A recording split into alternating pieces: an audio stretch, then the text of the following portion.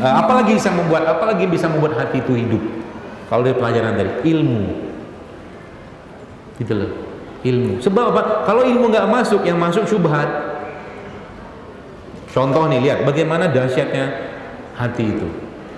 Ada suatu hari, ya, ibu-ibu tanya sama saya.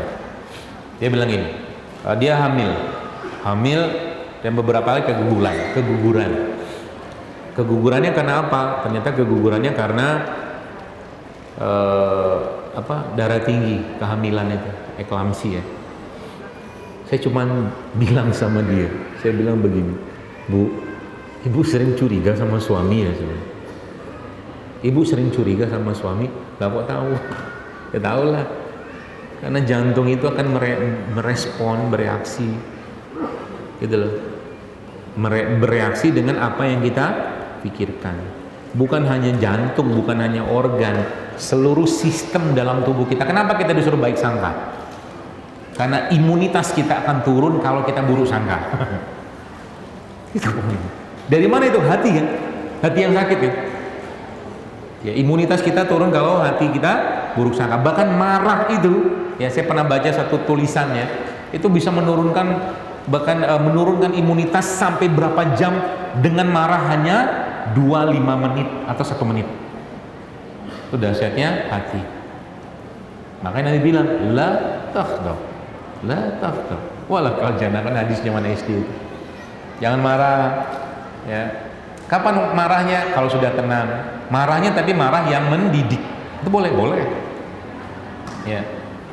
Marah tuh dengan marah yang mendidik. Bahkan kalau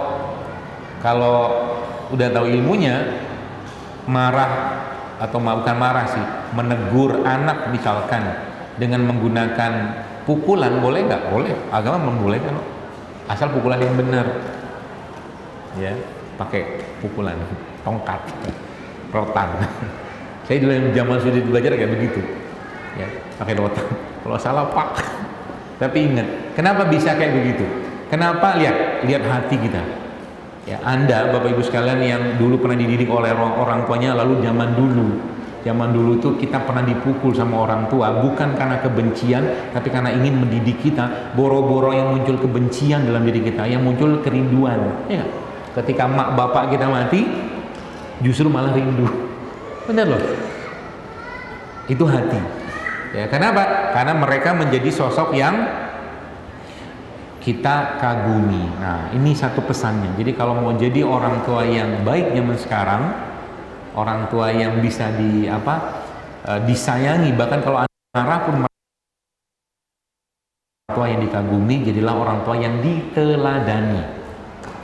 Itu poinnya. Sedikit melenceng ke urusan parenting.